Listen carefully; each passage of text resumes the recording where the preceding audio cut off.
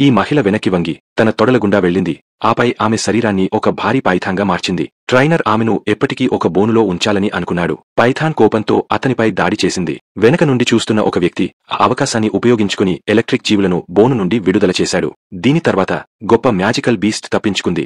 గందరగోళంలో circus master ఒక మంత్రం వేసి అన్నింటినీ తీసుకుని తప్పించుకున్నాడు. ఆ మ్యాజికల్ బీస్ట్ ఇంకా నగరంలో హాని చేస్తోంది. న్యూడ్ ఆ శక్తివంతమైన జంతువును ఒక పురాణ జంతువుగా గుర్తించాడు. అతను తన సూట్కేస్ తెరిచి ఆ మ్యాజికల్ బీస్ట్ ముందు నిలబడ్డాడు. అది అతని వైపు నోరు తెరిచింది. కాని అతను ఒక ఈకల బెల్ట్ను బయటకు తీశాడు. ఆశ్చర్యకరంగా ఈ మ్యాజికల్ బీస్ట్ ఆ బెల్ను ఇష్టపడి ఒక పిల్లిలా ప్రేమించింది. న్యూడ్ ఆ క్షణాన్ని చూసి బెల్ను లెదర్ బాక్స్లోకి విసిరాడు. మరియు ఆ పురాణ జంతువు దానితో పాటు లోపలికి వెళ్ళింది. అతను ఆ తర్వాత మాయా పెట్టెలోకి ప్రవేశించాడు. మ్యాజికల్ బీస్ట్ తనను మోసం చేశారని తెలిసినప్పుడు అతనిపై తీవ్ర కోపంతో ఉంది. అది శాంతించినప్పుడు అతను జాగ్రత్తగా దాని శరీరంపై ఉన్న మాయా గొలుసులను తొలగించాడు. మరియు ఈ సహాయం పురాణ జంతువు హృదయాన్ని తాకింది. ఈ సీన్ ఫెంటాస్టిక్ బీస్ట్స్ మూవీలోనిది.